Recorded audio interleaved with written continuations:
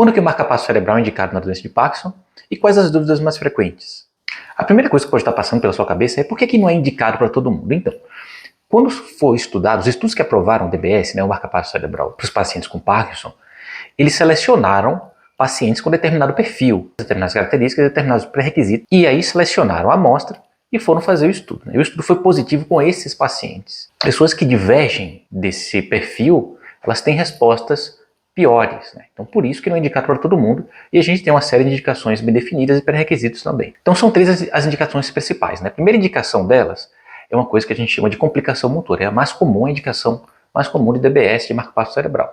Imagine o seguinte, que à medida que a doença vai avançando, o paciente vai perdendo mais neurônios dopaminérgicos, e aí a duração da medicação dopaminérgica, levodopa, pramipexol, rotigotina, que é o adesivo, etc., vai sendo menor. O efeito vai acabando antes da próxima dose. Geralmente a gente usa a levodopa como parâmetro. Isso a gente chama de wearing off. Então essa é uma complicação motora. Então toma o remédio, faz o efeito, depois de um tempo, acaba antes da próxima dose. A gente pode ir aproximando as doses umas das outras para o efeito benéfico ficar mais uniforme, mas isso com o tempo, em boa parte dos pacientes, não é suficiente. Então o paciente toma a cada 3 horas, a cada 2 horas e meia, e mesmo assim acaba antes o efeito. Mesmo tomando em tempos curtos, mesmo usando remédios para prolongar o efeito da levodopa, a azagelina, que é o Azileg, por exemplo, o chá d'água, a safinamida, e entacapona, etc. Pode acontecer também do paciente tomar um remédio e ele faz efeito em algumas ocasiões e numa das tomadas não faz efeito nenhum. A gente chama de no-on, então não ligou, não entrou o efeito. Ou acontecer de o paciente ter uma duração mais ou menos previsível do remédio e de repente, num determinado momento do dia, aquela dose parar, acabar antes do efeito. A gente chama de off imprevisível, desligou de forma imprevisível. Também é uma complicação motora. E uma complicação motora também muito frequente são as discinesias, que são movimentos involuntários que aparecem geralmente no pico da levodopa, no pico de efeito. Então, o paciente começa a se mover de forma involuntária.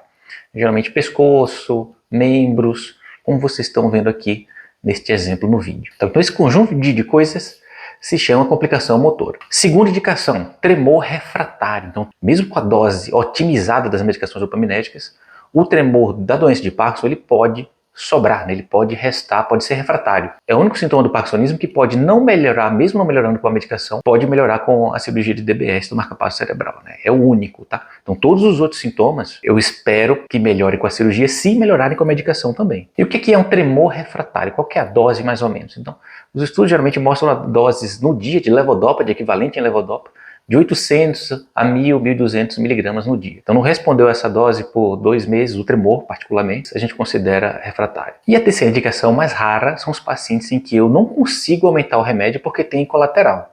Então imagine, dou a levodopa e o paciente tem queda de pressão, tem náuseas, diarreia, troco a marca, continua, dou doses menores mais vezes no dia, não adianta. Dou pramipexol, por exemplo, e o paciente tem alucinação, transtorno de controle de impulso, fica jogando muito, tá? Então tem colateral a todos os remédios. Nesse caso, eu posso indicar a cirurgia, já que a medicação não consegue ser aumentada, ter sua dose aumentada por causa dos colaterais. Aí que ótimo, então é isso. Tem uma das indicações, então vai fazer a cirurgia, ótimo, tranquilo? Não. Então precisa cumprir mais 5 pré-requisitos. Primeiro, tem que ser doença de Parkinson.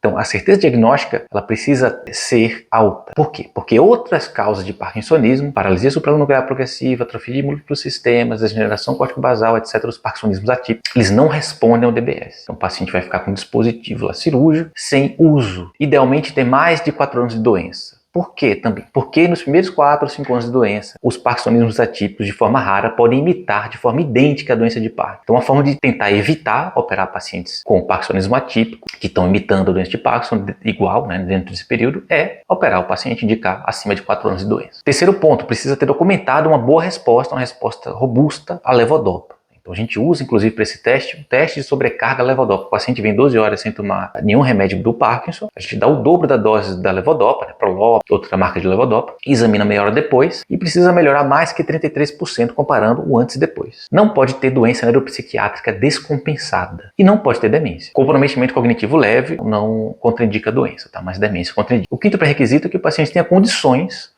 de manter um segmento com um neurologista que saiba programar o aparelho. Não é colocar lá o dispositivo e acabou. Entendeu?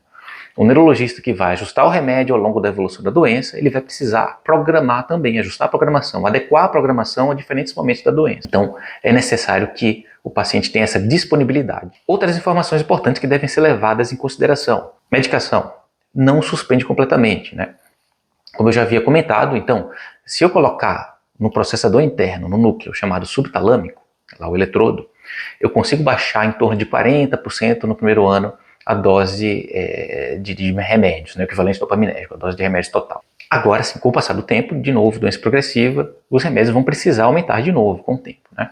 Obviamente, o paciente precisa ter condições clínicas de realizar a cirurgia. Precisa passar por check-up cardiológico, né, ter o parecer. É realizado a imagem do crânio antes, né, uma ressonância de crânio. Não pode ter nenhuma lesão no caminho onde vão passar os eletrodos. E a última observação é quanto à idade, né? A gente geralmente evita operar pacientes acima de 70 anos, principalmente acima de 75 anos.